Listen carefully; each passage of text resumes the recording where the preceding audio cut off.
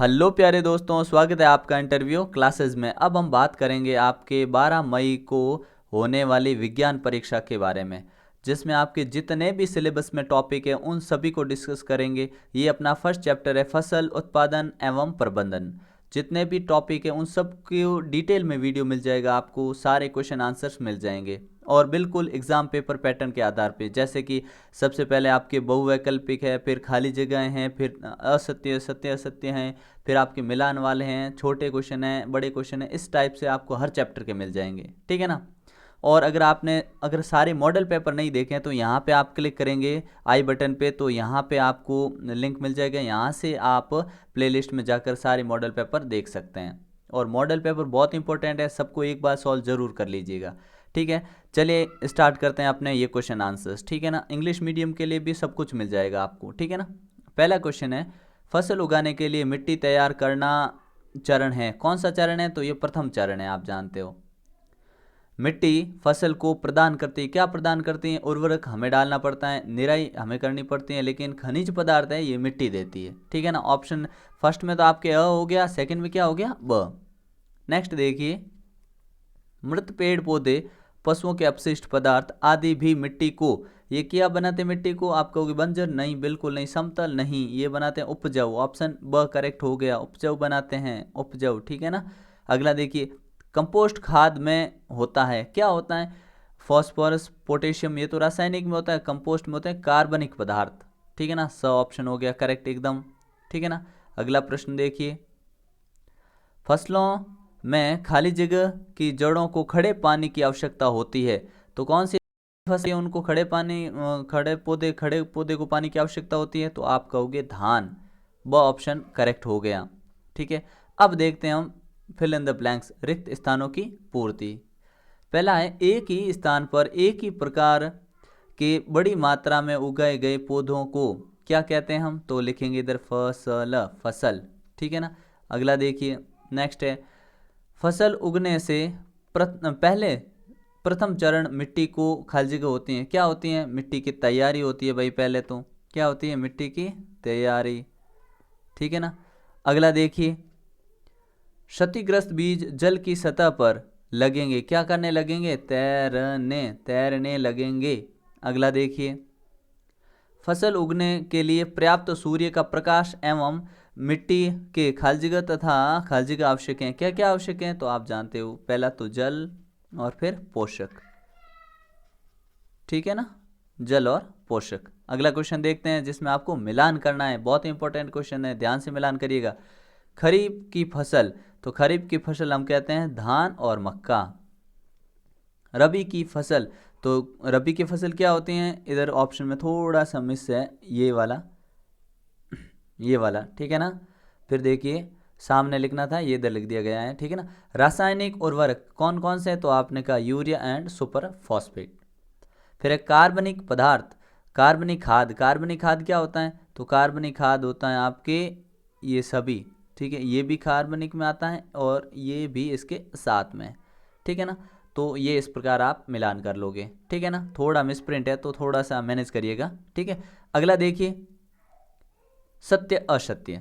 पहला है, जोतने का अर्थ होता है मिट्टी को ढीला करना, क्या ये बात सही है? तो आपने कहा हाँ, बिल्कुल सही है। खेत की जुताई के पहले खेत में बीज बोए जाते हैं, तो आपने कहा जुताई से पहले बीज कैसे बोएंगे भाई? गलत बात है, नहीं बो सकते हम। हर फसल मिट्टी में से एक ही प्रकार के पोषक तत्वों को ग्रहण करती है, तो ये गलत बात है। अलग अलग फसल अलग अलग पोषक तत्व चाहिए उसको। फसल पककर तैयार होने के बाद उसकी कटाई का कार्य होता है, तो बिल्कुल सही है, पक गई, अब कटाई करेंगे ना, और क्या करेंगे। भंडारण करते समय अनाज में कीटनाशक रसायन भी डाले जा सकते हैं, तो आपने कहा डाले जा सकते हैं, क्या? बिल्कुल डाले जा सकते हैं, ताकि कीड़े मकोड़ों से और चीज़ों से वो सुरक्षित रहे।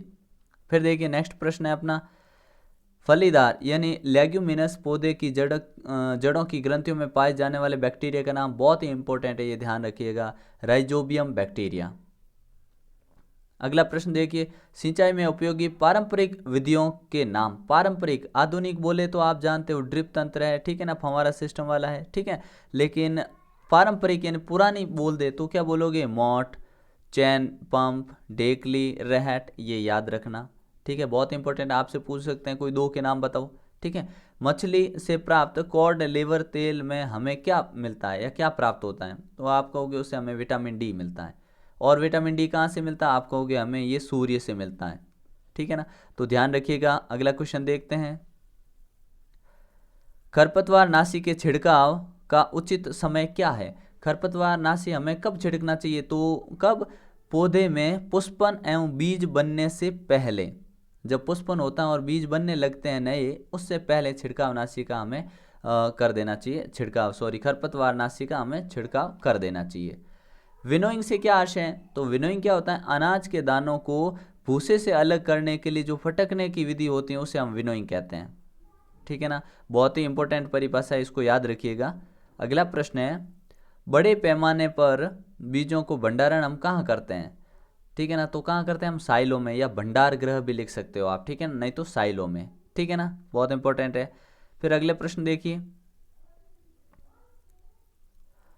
फसलों को कितने भागों में बांटा गया है? तो आप बताइए फसलों कितने भागों में? तो आप कहेंगे मुख्यतः 2 भागों में बांटा गया। हालांकि 3 भाग है, लेकिन अपनी एनसीईआरटी 8th क्लास की बुक में 2 भाग बांटे गए। तीसरा होता है अपने जायद, जिसमें सब्जियां वगैरह साग सब्जियां आती है, वो अपने यहाँ मेंशन है नहीं। ठीक है ना, तो आप क्या कहोगे? खरीफ की फसल यह वर्षा ऋतु में बोई जाती हैं, जानते हो आप।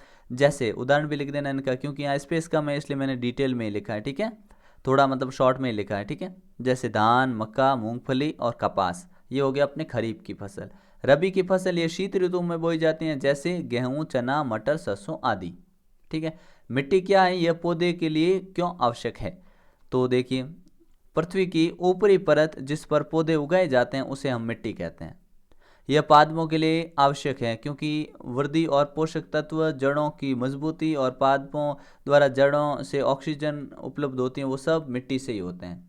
तो मिट्टी के बिना कुछ भी संभव है नहीं। ठीक है ना, आगे देखिए। अगला प्रश्न है